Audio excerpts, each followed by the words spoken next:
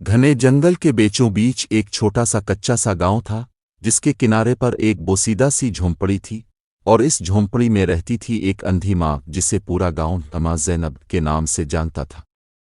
अम्मा ज़ैनब का चेहरा झुर्रियों से भरा हुआ ज़रूर था, लेकिन उसके दिल में दुनिया जहां की मोहब्बत भरी थी, खासकर अपनी छोटी बेटी फातिमा के लिए, जो सिर्फ 8 बरस की थी मगर अक्ल और समझ में बड़ों से आगे थी। फातिमा हर दिन सवेरे उठकर घर के बाहर सफाई करती, चूल्हा जलाती, माँ को पानी पिलाती और फिर जंगल के किनारे खेलने चली जाती। मगर इन दोनों माँ बेटी की जिंदगी में सबसे बड़ी परेशानी ये थी कि घर में खाने को कुछ नहीं होता था। गुर्बत इतनी कि कई बार फातिमा भूखी सो जाती, लेकिन अपनी माँ को कभी नहीं बताती। अम्मा ज़ैनब अंधी थी और दिन और रात, रोशनी और अंधेरे में फ़र्क न कर सकती थी, मगर फातिमा के कदमों की चाप से जान लेती कि इसकी बेटी कब खुश है और कब परेशान। एक दिन फातिमा रो रो कर माँ के पास आई और बोली, आज फिर हमारे पास खाने को कुछ नहीं। मैंने गांव वालों से मदद मांगी मगर उन्होंने कहा कि वो खुद मुश्किल में हैं। अम्मा ज़ैनब ने अपनी बेटी के सर पर हाथ फेरा और मुस्करा कर बोले, बेटी, अल्लाह हर मुश्किल के बाद आसानी देता है। शायद आज नहीं तो कल कोई मौजिज़ा ज़रूर होगा। फातिमा माँ की बात सुनकर खामोश तो हो गई, मगर उसके दिल में भूख की तड़प बढ़ी जाती थी। वो घर से बाहर निकली और दरवाजे के पास पुराना सा मिट्टी का जुग खाली पड़ा था। इसे उठाकर वो जंगल की तरफ चल पड़ी कि शायद कहीं से पानी मिल जाए, शायद कहीं कोई फल नजर आ जाए, शायद कहीं कोई चौंचला दरख्त कुछ दे दे। मगर इस जंगल में खुशकिस्मती भी जैसे भटक कर रह गई थी।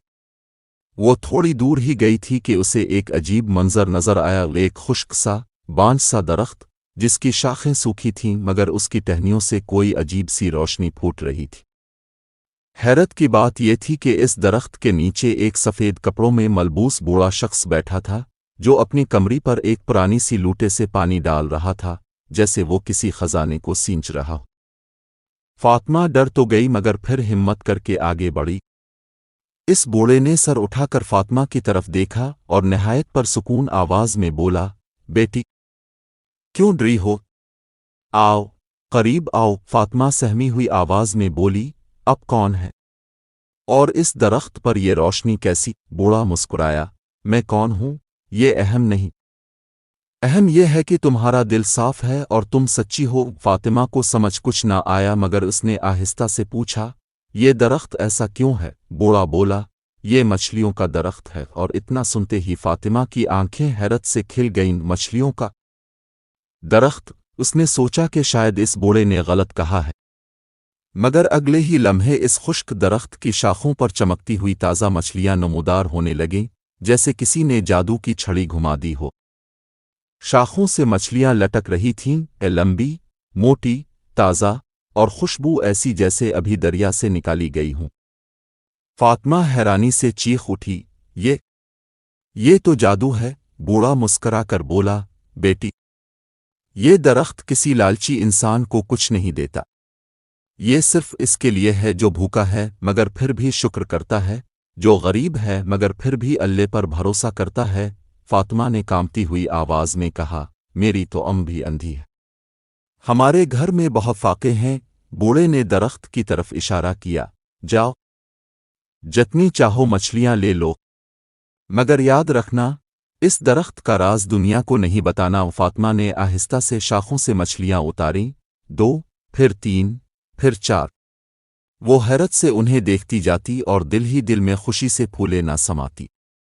वो दौड़ती हुई घर पहुंची, मछलियां अम्मू के हाथों में रखें तो अम्मा ज़ैनब ने दुआओं के अंबार लगा दिए। इस दिन दोनों ने पेट भर कर खाना खाया। अगले दिन भी फातिमा इसी दरख्त के पास गई और वहां वही बूढ़ा इसी सुकून से पानी डाल रहा था। फातिमा ने सलाम किया, उसने मुस्करा कर जवाब दिया और फातिमा को दरख्त से मछलियां लेने की इजाज़त दे दी। ये सिलसिला कई दिन चलता रहा। माँ बेटी खुशहाल हो गईं, घर में खाने की कमी ना रही। लेकिन गांव वालों को शक होने लगा कि आखिर फातिमा के घर रोज रोज खाना कहाँ से आता है। कुछ लालची लोग फातिमा के पीछे पीछे चलने लगे। एक दिन गांव की लालची औरत फातिमा के पीछे छपकर इस दरख्त तक पहुंच गई। اس نے سارا منظر اپنی آنکھوں سے دیکھا اور فوراً دوڑ کر گاؤں میں جا کر سب کو بتا دیا، جنگل میں کوئی جادوئی درخت ہے جس پر مچھلیاں اگتی ہیں۔ گاؤں کے لالچی مرد فوراً وہاں پہنچے۔ انہوں نے درخت کو زور زور سے ہلایا، شاخیں توڑنے کی کوشش کی، لیکن نہ ایک مچھلی گری، نہ کچھ بدلا۔ وہ غصے میں چلانے لگے، یہ درخت ہم سے کیوں نہیں دیتا؟ اتنے میں وہی بوڑھا نمودار ہوا، مگر اب اس کے چہرے پر دوستی کی جگہ سختی تھی۔ اس نے کہا، یہ درخت غریبوں کا ہے، لالچیوں کا نہیں۔ گاؤں والوں نے اسے دھکا دینے کی کوشش کی، مگر وہ اچانک غائب ہو گیا۔ صرف ہوا میں اس کی آواز گونجی، اس درخت کو صرف وہی دیکھ سکتا ہے جس کے دل میں خود غرضی نہ ہو۔ اگلے دن فاطمہ دوبارہ درخت کے پاس گئی تو بوڑھا وہاں موجود تھا، مگر اس کے چہرے پر اداسی تھی۔ اس نے فاطمہ سے کہا، بیٹی، دنیا میں راز زیادہ دیر نہیں رہتے۔ تم نے تو وعدہ نبھایا مگر دوسروں نے توڑ دیا۔ اب یہ درخت کچھ دن بعد ہمیشہ ہمیشہ کے لیے غائب ہو جائے گا۔ فاطمہ کی آنکھوں میں آنسو آ گئے۔ نہیں بابا، میری ماں کی بینائی تو ویسے ہی نہیں، ہم کیسے زندہ رہیں گے؟ بوڑھے نے اس کے سر پر ہاتھ رکھ کر کہا، ڈرو مت، تمہاری ماں کی بینائی تو واپس نہیں آئے گی، مگر تمہاری قسمت ضرور چمک اٹھے گی۔ تم محنت کرو، اللہ مدد کرے گا۔ فاطمہ نے آخری بار مچھلیاں لیں اور گھر چلی گئی۔ چند دن بعد واقعی وہ درخت غائب ہو گیا۔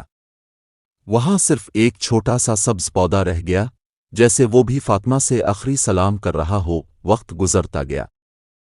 فاطمہ نے اس پودے کے پاس بیٹھ کر ماں کے لیے دعائیں کیں، اور جیسے بوڑھے نے کہا تھا، قسمت نے اس کا دامن پکڑ لیا۔ گاؤں والوں کو اپنی غلطی کا احساس ہوا اور انہوں نے اماں زینب اور فاطمہ کی مدد شروع کر دی۔ فاطمہ نے مچھلیاں پکانا سیکھا، ان کو بیچنے لگی، اور آہستہ آہستہ وہ دونوں خوشحال ہو گئیں۔ فاطمہ نے کبھی بھول کر بھی لالچ کو اپنے دل میں جگہ نہ دی، اور اماں زینب ہمیشہ کہتی تھیں، بیٹی، اصل مچھلی درخت پر نہیں اگتی، وہ دل میں اگتی ہے۔ ایمان، محنت اور شکر گزاری کی صورت میں۔ اور پیارے بچوں، اگر آپ کو بھی یہ کہانی پسند آئی ہو، اس میں مزہ آیا ہو، آپ کو کچھ سیکھنے کو ملا ہو، تو ہمارے چینل کو ضرور سبسکرائب کریں، ویڈیو کو لائک کریں اور اپنے دوستوں کے ساتھ شیئر کریں، تاکہ ہم آپ کے لیے ایسی مزید خوبصورت اور سیکھ دینے والی کہانیاں لاتے رہیں۔